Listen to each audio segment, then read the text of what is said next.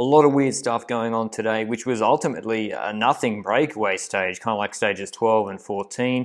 We had Cavendish all smiles for the camera, just wanting to inspire all the kids out there, but maybe hide your kids if you watch this video of him before the start line, abusing his mechanic. But stage 19, transition stage, 208 kilometers long, some hills at the start and in the last 40 kilometers, which tended towards a large rouleur break going, and one tried to go. You see Purstleberger won a Dauphiné stage, strong rider, try and get in an early move, and a Lotto rider actually caused a crash at the start. He tries to put his right hand on the DSM rider to let him know he's there, but he gets his wheel in the lip of the road between the road and the grass and just falls in front of the peloton. I don't think anyone was too badly hurt, slowish speed crash, correct me if I'm wrong, but Jonas Vingegaard, Bernard, Mohoric got in the breakaway ahead of that action, and here's what Mohoric had to say about his early stage strategy. Our strategy today was to be attentive of the breakaways, especially if it's more than 8 guys and with the Koenig or Alpecin in them. But when I saw the start was super hilly, so I said, oh, better to stay in the front, and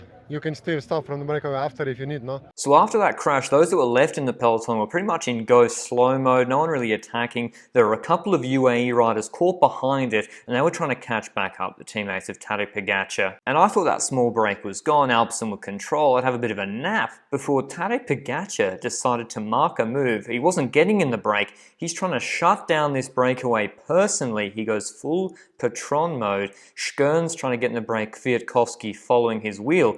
And Pogacar's not happy at all. Kwiatkowski is saying, I'm just following Schkern's, trying to bridge to the pre-existing break that's up the road. But it seemed like Pogacar wanted the race to calm down until at least his men or the people caught up in the crash came back, and he was not happy with Schkern's and Kwiatkowski trying to get into that break. But Mohoric was forging ahead with that breakaway of 5 riders, and Alpecin were trying to control before the intermediate sprint. They want to get a chance for Jasper Philipsen, maybe calves tied after the Pyrenees, that's fine, whatever. They were keeping it in reasonable order by that intermediate sprint, which Matthews took, but Cavendish wasn't dropped, so green still on the cards for Cav in Paris, before every strong rouleur tried to get into another break and chase the break with Mohoric, and Quickstep decided, instead of chasing it all day, or Alpecin, just get Davide Ballerini in it, and we had the who's who of rouleurs in this break. Pollard, Van Moer, Turgis, Sturven, Turnison, Laporte, Valgren, Jonas Rouge, and Bahrain were chasing, probably because they didn't want Mohoric to be outnumbered, I guess, and that was something he said he was concerned about, and we'll hear his thoughts in a second about that, but they bridged to the Mohoric group, and so we had a large group with Volscheid, Ballerini working only 50 seconds ahead of the peloton with 90 k's to go, and it was Israel Startup Nation pacing, I assume because they got no one in the move, maybe they wanted to shut it down to give Greipel a chance in the sprint, and INEOS chasing. Now, I don't really know why INEOS were chasing. Maybe they wanted to bridge Kwiatkowski to it, but Movistar, who were in that break with Garcia Cortina, Valverde, and Arcas, they had numbers, they had a top 5 quick man in Garcia Cortina, sat up or got dropped out of 3 of the 5 riders that got dropped and went back to the peloton, and then the breakaway took like 4-5 minutes. UAE went go slow mode. Super weird from Movistar. But here's what Mohoric had to say about that group becoming 20-man strong. And then unfortunately, yes, there was another, the sprinters team couldn't control at halfway the stage, and there was another big group joining our small breakaway, and we had no teammates there, so I was a little bit disappointed, but I never give up, no? And I still said, yeah, I can just hope for the best, try to save some energy now, and then in the final try to follow the attacks. And because they had like 12 minutes on the peloton, those attacks started flowing from 40 k's to go, just like the other stages, 12 and 14. Jonas Rouge attacking, and then Trek, the only team with numbers having to pace, was Julien Bernard, so they were burning through their men pretty quickly. Sylvain Dillier, Christophe Laporte, Turnison, Pollard, they were all isolated without teammates, and people were worried about the quicker sprinters, and so Mohoric jumped at the end of an incline after Pollard had lit it up.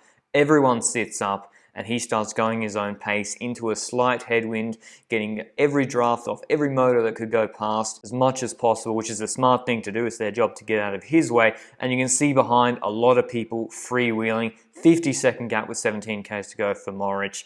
Game over. People already start thinking about the sprint, they're attacking each other, Casper Pedersen, Laporte not reacting. And so just like in the other break stages with Conrad's win, Mollema, Pollard, the cooperation once someone gets a 15 to 20 second gap completely goes out of a chase group, even if they've got 10 or 12 men into a headwind. And we'll see the power numbers from Mohoric that he put up they're not insane. He didn't do 6 watts per kilo for half an hour on the flat to beat a well-coordinated chase group, and you can see he stayed aerodynamic the entire time. He won stage 7, which is arguably more impressive in front of a very strong group with Van der Poel and Wout van Aert, attacking really early. But what will be remembered from Mohoric's stage win today will be this celebration and his silence, then zip the mouth gesture at the end. But before we talk about that, let's just hear about his power data quickly. Towards the finish, I was dying. I was doing ridiculous low power, but I was still like trying to be as aero as possible, and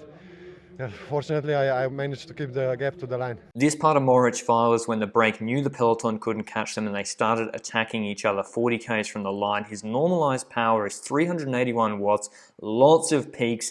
Average power is 337 watts for 25 minutes. But when he's solo, his average power is higher, 348 watts, but his normalized is less at 367. And so Mohoric doing this steady pace at the end of a 200 kilometer stage, 4.9 watts per kilo, was enough to be much quicker, a minute quicker than what was obviously a very uncoordinated chase group. But it's a shame that because of his celebration, all the conversation has turned to what did Mohoric mean by this celebration? Immediately we could see Twitter blowing up, comparing it to the Armstrong Omerta signal, when in 2004 Armstrong turned to the camera and zipped his lips after he chased down Simeone in a break because Simeone was testifying. And then after the stage, Mohoric doubled down with his Strava title and photo. Here's what he had to say about how he was feeling in that last kilometer. Especially, I was thinking mostly about what happened 2 days ago in the evening when I felt like a criminal, no? With all the police coming to our hotel. From one point of view, it's a good thing, because that means that there is still control over the peloton and they are checking all the teams, and of course they didn't find anything because we had nothing to hide, no? But from another point of view, I a little bit felt disappointed with the system, you know, because they were super, it's not a nice thing when the police walks into your room and searches all your belongings, even if you have nothing to hide. It feels a little bit weird, no? It never happened to me before. And then when they go through your personal photos, through the photos of your family, of your, through your phone, through your messages, it feels a little bit, like this. But then at the end of the day, I have nothing to hide, so I'm not super, I don't care too much about other people checking through my stuff, so yeah. It's okay at the end, I hope. Now, I think Mohoric is a really smart racer. That's why I included all his snippets throughout this video describing his strategy for the race. But the PR after the stage, putting all your thoughts to aside, the PR is not great. Now, maybe Mohoric thinks he and Bahrain have been unfairly singled out. I can get on board with that, to be honest. I said the other day on the Lanterne Rouge Cycling podcast when I heard about the raid, when I found out that it was instigated by the same guy who instigated the Arkea raid, which came to nothing. But anyway, I'd be keen to hear your thoughts on it down below. Mohoric was like 7 years old, I think, when Armstrong did the zip lips gesture. Pretty plausible that he doesn't even know that happened. That being said, it's not exactly a great look to be crossing the line, winning a Tour de France stage, zipping your mouth, telling people to shut up 2 days after a police doping raid of your team's hotel. But I hope you enjoyed the video. Like it down below if you did. Ciao.